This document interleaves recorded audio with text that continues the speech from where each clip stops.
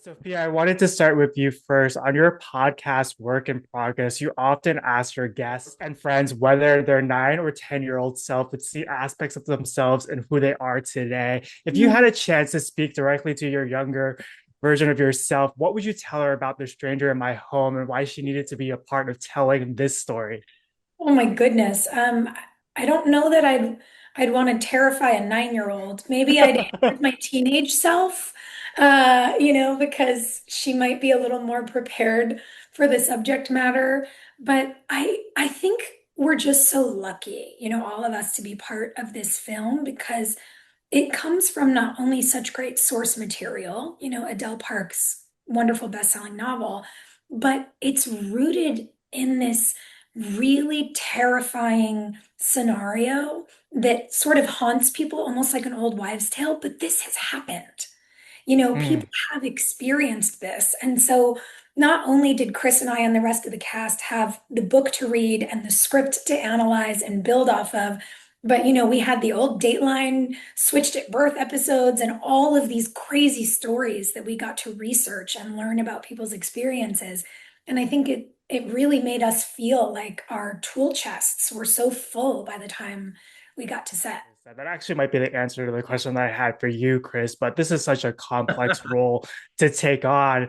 And as an actor, it is about finding your character's truth, even in a world where that may be distorted and revelations are being made as the story unfolds. How did you find your way into this character when so much is kind of shifting beneath the surface and things may not always appear as they seem? Well, I mean, with a story like this, first of all, it's a film, so we have the script from beginning to end. So we know where it starts and we know where it ends, and we have to ask, okay, how is Tom or any of our characters going to get from point A to, I guess we'll call it point Z, and um, and that's the fun part, figuring that out. Mhm. Uh, we got to deal with a lot of really deep themes in this film. Family, grief, nature versus nurture, Mhm. obsession, and and playing a character whose whose reality is slightly disassociated from what's actually happening in the scenes was a really fun journey and and a fine line to walk in terms of like um particularly the scenes with Sophia, like, where Mhm. she would be trying to give signals, but she was doing it, politely as you do in life. And he's picking up the wrong things, but you can Yeah. see how it could happen. Uh, Yeah. so That go ahead. Yeah, it was a really fun dynamic to play and to find with Sophia. Mhm. And that felt so important to us as scene partners because, we do have the script, we know what we're in for, and I'm playing this really interesting woman who is at this sort of crossroads moment in her life, processing a lot from her past and figuring out what her future is going to look like. And in comes this man, and of course they're trauma bonding. And and it's this really interesting dynamic. What we realized is we are essentially strangers, but we're also sharing the most intimate connection. And so the way we wanted to build the questionability for our relationship was to maybe have something move too far and then to think, was that? No, no, no, no. I need to give this person the benefit of the doubt. How do I say this thing and make space for this person whose experiences I don't really know? And how does trying to be kind and welcoming maybe put me in a position where I might regret how kind and welcoming I've been? It's sort of like it's like a seesaw between them a little bit, and building that was, I think, a really neat exercise for us as performers. And it's very believable on screen as well. And Sophia, there's so much contrast in this character and in your performance, which makes it so compelling to watch. Like you were just saying, Ali admits that she's feeling overwhelmed and unsure, and how every decision feels like the wrong one. Yet there's so Mhm. much strength in the way that she shows up for her daughter. I think it really speaks to the weight of caring for somebody else. How did you create that space to tap into that duality? And were there people or experiences that influenced how you approach playing this mother? Yeah, absolutely. I mean, I think, my own life, my own family, my own history, really was important to examine, how, yes, you can make space for people, and sometimes you make too much space.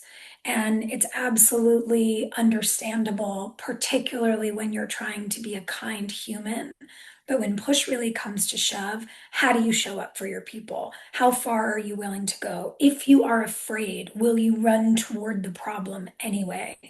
And I loved being able to experience that throughout this project, and really being able to lean into my character's vulnerability and fear and at times terror, but to do it anyway, to fall down literally and figuratively and get back up and keep going.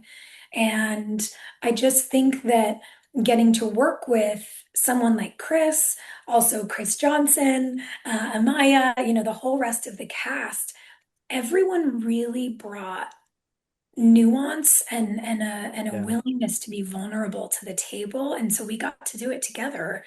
And I think you really get to see that on screen.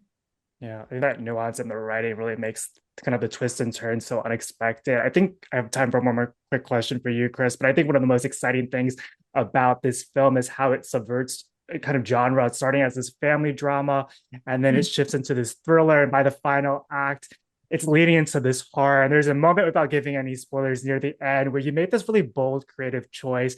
Just when you think the story is about to wind down, it takes this really shocking turn. I think it's a scene that a lot of people are going to be talking about. It sparks a lot of reaction. What was the direction behind that moment? And how did you and the director approach it, knowing how pivotal it would be in kind of the film's final impact? Yeah, I actually think you put that really well in terms of it starts with the family drama turns into a thriller, and then it does it I love about this movie how it does have sort of nods to the horror genre Yeah. towards the end. And Jeff as a director was so communicative, and he really had a lot of very clear ideas from the start.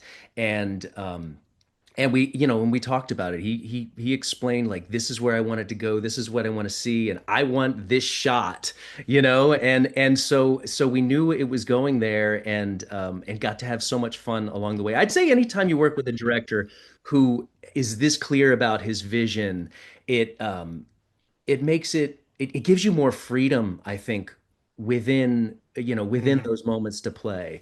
And uh and we had a lot of fun.